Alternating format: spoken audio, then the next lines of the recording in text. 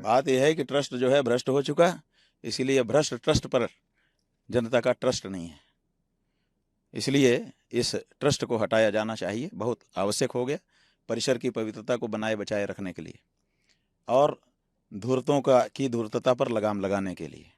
अगर ये नहीं किया गया, लीपापोती ही कर दी गई, तो बड़ी सनातन धर्म की क्षति होगी। क्या शंकराचार्य अभिमिक्तेश्वरानंद वाकई समाजवादी पार्टी के लिए बैटिंग कर रहे हैं?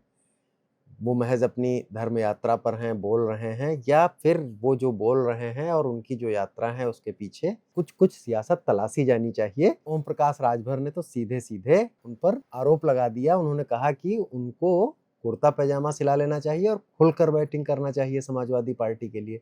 सुनिए जरा ओम प्रकाश राजभर ने क्या कहा। देखिए, हम तो उनको राय देंगे कि वो कुर्ता पैजामा सिया लें, समाजवादी पार्टी का झंडा गाड़ी में लगा लें और खुल करके बैटिंग करें।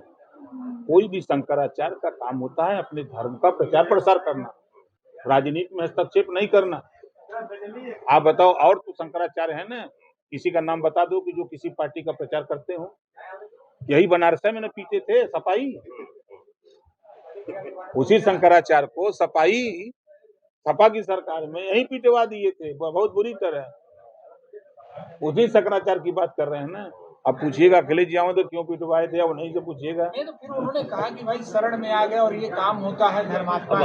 अखिलेश जी लगातार भेंट कर रहे हैं उनसे, लगातार भेंट कर रहे हैं। और जितना ज्यादा उन्होंने सोच रहे हैं क्यों नहीं बदल दी है सरकार, उन्हीं की बूते सरकार बना। ओम प्रकाश राजभर सियासी हमले ऐसे ही करते हैं, नित्य प्रता आजकल अखिलेश यादव पर कर रहे हैं और इसी क्रम में उन्होंने शंकराचार्य पर भी हमला बोला।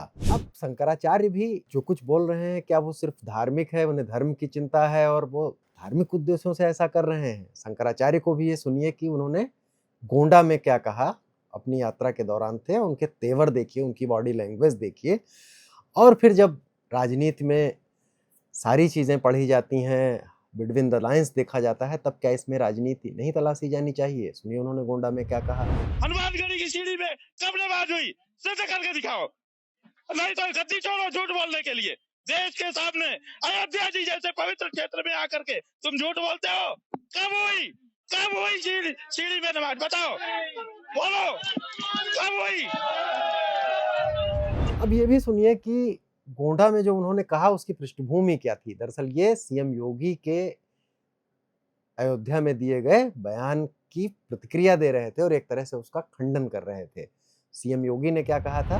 धर्मस्थल को विवादित करने का काम, हर धर्मस्थल को कर्ण मंदिर का विवाद खड़ा कराया, हनुमानगढ़ी में नमाज पढ़वाने का काम किया। जी हाँ, सीएम योगी का ये बयान राजनीतिक हलकों में काफी चर्चा में रहा था जब उन्होंने कहा, समाजवादी पार्टी की सरकार पर हमला बोलते हुए ये कहा था कि हनुमानगढ़ी की सीढ़ियों तक पर नमाज पढ़वा दी गई। शंकराचार्य का जो बयान जो उन्होंने कहा कि ऐसा ऐसा है, वो इसी की प्रतिक्रिया में था। क्या ये बयानबाजी इस कदर हो गई है, शंकराचार्य जितना बोल रहे हैं उसे केवल धर्म की बात मानना चाहिए? अब यह इसमें साफ साफ सियासत दिखती है। अब सवाल ये भी उठता है कि कोई धार्मिक संत है, धार्मिक नेता है, तो क्या उसका कोई राजनीतिक मत नहीं हो सकता है? राजनीति में मत कोई भी रख सकता है, लोकतंत्र है, वो भी इस देश के सदस्य हैं, हो सकता है उनका राजनीतिक मत हो।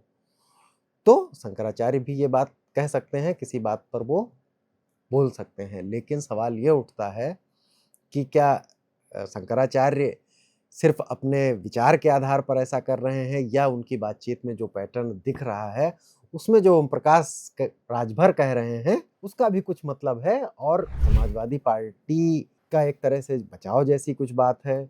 समाजवादी पार्टी के लिए कुछ बैटिंग कर रहे हैं। भारतीय जनता पार्टी से उनके नाराजगी तो पुरानी है, लेकिन क्या उस नाराजगी में एक व्यक्ति जो अपने को धार्मिक संत कहता हो उसे इतना आगे निकल जाना चाहिए कि नेताओं के वार पलटवार की तरह बात करे वो, और उसे ये कहे कि एक संत ये बात कर रहा है। गोंडा में उन्होंने जिस तरह से कहा कि झूठ बोल रहे हैं सीएम, उसके बाद ये मतलब निकलता ही है।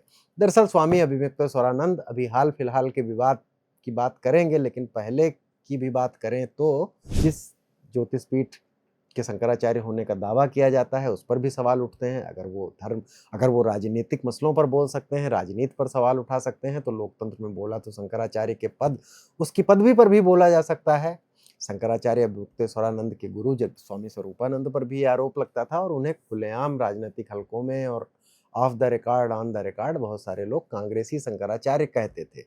स्वामी स्वरूपानंद ने जब शंकराचार्य की पदवी ग्रहण की थी तब भी ये विवादों में आया था, उनके पद जो है मामला कोर्ट में गया था और बहुत बार वो सुप्रीम कोर्ट तक चलते चलते पहुंचा।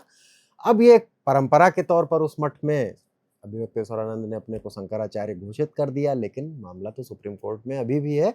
और फिर जब बोलते बोलते वो राजनीति के एक दूसरे में राजनीतिक नफा नुकसान और राजनीतिक चीजें एक अलग तरह से विश्लेषित की जा सकती हैं, लेकिन अगर शंकराचार्य मुक्तेश्वरानंद इस तरह से बोल सकते हैं तो फिर ओपी राजभर भी उन पर ऐसा क्यों नहीं बोल सकते?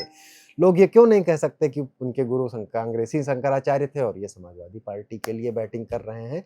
क्योंकि अगर आप इसे जायज मानेंगे तो आप जायज उसे भी मानना पड़ेगा आपको। मुक्तेश्वरानंद का हालिया विवाद और सरकार से उनके झगड़े की जो जिक्र करें तो प्रयागराज वाला मसला आपने सुना होगा, जहां पर वो अपने रथ पर सवार होकर स्नान की जिद कर रहे थे, ऐसा जिला प्रशासन का कहना है। और उसके बाद बटुकों और पुलिस में कुछ झड़प हुई और उसमें कुछ मारपीट जैसा हुआ और उसके बाद शंकराचार्य खुलकर योगी सरकार का विरोध करने लगे। उससे पहले जो उनका राजनीतिक झुकाव था या उनका राजनीतिक मत था वो था ही खुलेआम सरकार के खिलाफ बयानबाजी होने लगी। बयानबाजी इतनी तल्ख हो गई कि सदन की वही तथ्य जिसकी हम बात कर रहे थे, जो एक न्यायिक तथ्य है, एक तथ्य है कि उनकी पदवी को लेकर विवाद चल रहा है और उस विवाद के तहत प्रयागराज के जिला प्रशासन ने उनको नोटिस भी थमा दिया कि आप शंकराचार्य लिख ही नहीं सकते। दरअसल ये इस पर कुछ कोर्ट के निर्देश भी हैं और अगर प्रशासन इस आधार पर कह रहा था तो उसमें कुछ तथ्य थे। उसकी टाइमिंग पर अगर सवाल उठ सकते हैं कि अभी ये तो बहुत दिनों से लिख रहे हैं, तब क्यों नहीं सवाल उठाया गया? तब सवाल शंकराचार्य की भी टाइमिंग पर उठ सकता है कि वो फट से भारतीय जनता पार्टी के नेताओं का कोई बयान आता है, चढ़ावा चोरी का मसला होता है, तब वो ऐसी बात क्यों करते हैं जो भारतीय जनता पार्टी को थोड़ा बैकफुट पर करती है और समाजवादी पार्टी को थोड़ा फ्रंट फुट पर करती है। अब अगर उन पर सोशल मीडिया में जो भारतीय जनता पार्टी के समर्थक लोग हैं, भारतीय जनता पार्टी के समर्थक ट्विटर हैंडल हैं, उन्हें कहते थे कि इनके गुरु कांग्रेसी शंकराचार्य थे, ये सपाई शंकराचार्य हो गए हैं। अखिलेश यादव इनसे भी मिलने भी गए थे, डिम्पल भी इनसे मिलने पहुंची थी। तो अगर भारतीय जनता पार्टी के नेताओं के बयान के तार जोड़े जाने चाहिए, उनकी आलोचना की जानी चाहिए, तो मुक्तेश्वरानंद की भी आलोचना क्यों नहीं की जानी चाहिए और कि वो समाजवादी पार्टी के एजेंडा को थोड़ा टो कर रहे हैं। समाजवादी पार्टी जिस तरह से चढ़ावा चोरी पर बोल रही थी, क्या उसकी फ्रीक्वेंसी शंकराचार्य जो बोल रहे थे उससे कुछ मिलती जुलती नहीं थी? अगर आप राजनीतिक नेताओं को घेरे में लेते हैं और वो मसला एक राजनीतिक डोमेन में घिरता है तो फिर राजनेता भी आपको घेरे में तो लेंगे ही, उस पर क्या विरोध करना? राजभर ने एक अलग तरीके से घेरे में लिया, कुर्ता पैजामा पहनकर राजनीति करने की सलाह दे डाली। तो राम मंदिर चढ़ावा चोरी का भी मुद्दा गर्म है और इस पर शंकराचार्य के बोलते बोलते जब राम मंदिर ट्रस्ट के कोषाध्यक्ष गोविंद गिरी से सवाल किया गया तो उन्होंने भी कह दिया, और क्या कहा सुनिए। वो न ज्योतिषपीठ के शंकराचार्य है और न वो इस प्रकार की भाषा करने के अधिकारी है। क्यों नहीं है बतलाता हूं। राम मंदिर के निर्माण से लेकर के उन्होंने आज तक इसी प्रकार से राम मंदिर का विरोध किया है। राम मंदिर के पक्ष में वो कभी भी बोले नहीं हैं और वे नरेंद्र मोदी जी के, हमारे माननीय प्रधानमंत्री जी के इतने घोर विरोधक है। मैं आपकी जानकारी के लिए बतलाता हूं, जब मोदी जी काशी में पहली बार खड़े हुए तो ये लोग वहां पर जाकर के और गली गली में घूम करके मोदी जी के विरोध में प्रचार कर रहे थे। उन्होंने ये भी कहा कि ये भारतीय जनता पार्टी का शुरू से विरोध करते रहते हैं। पीएम मोदी जब काशी से लड़ रहे थे, बनारस से पहला संसदीय चुनाव लड़ने आए थे, तब भी इन्होंने घूम घूम कर विरोध किया था। इसमें बात पूरी तरह गलत है, ऐसा भी नहीं है। तो यानी कि शंकराचार्य अब इस आलोचना से नहीं बच सकते हैं।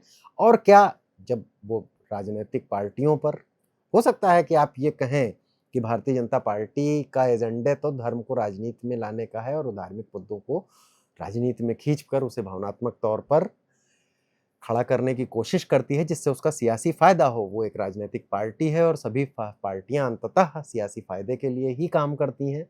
तो उसका जो आप एक नैतिक आधार पर आलोचना कर सकते हैं वो तो कर सकते हैं, लेकिन शंकराचार्य की भी तो इस आधार पर आलोचना करनी चाहिए। और अब जो एक मर्यादा थी और जो एक सीमा रेखा जैसा थी कि राजनीतिक दल बहुत खुल के नहीं बोलते थे, राजभर ने खुल के बोला। गोविंद गिरी ने भी कहा ये तो पीएम का विरोध करते थे, सीएम योगी की सरकार का विरोध करते हैं।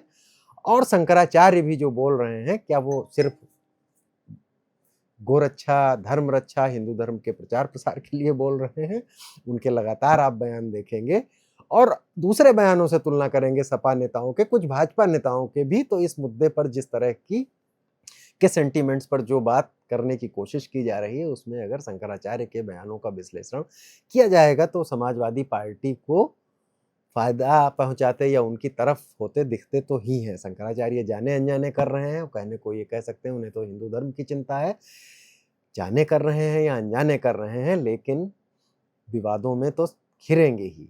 और अगर इसका विश्लेषण का एक पहलू निकाला जाएगा तो लोग ये भी कहेंगे, अगर आप बहुत निष्पक्ष विश्लेषण भी करें, कि शंकराचार्य वही भाषा बोल रहे हैं जो समाजवादी पार्टी के नेता बोल रहे हैं।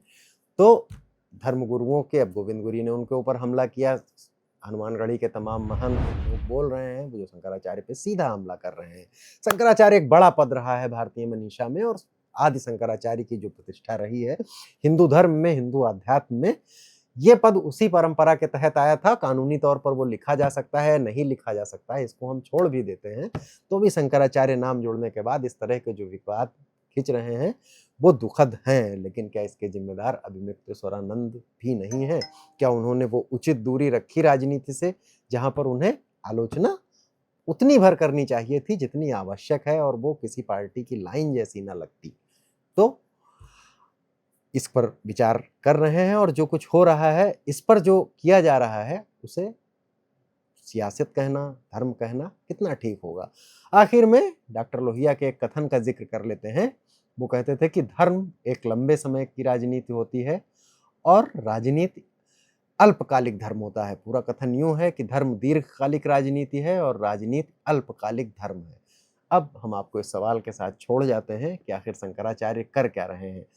दीर्घकालिक धर्म का पालन कर रहे हैं या अल्पकालिक राजनीति का? नमस्कार, धन्यवाद। देखते रहिए बोले भारत। फिर ऐसे किसी मुद्दों के साथ, विश्लेषणों के साथ आपके सामने हाजिर होंगे। चैनल को सब्सक्राइब कीजिए, अपनी राय भी दीजिए।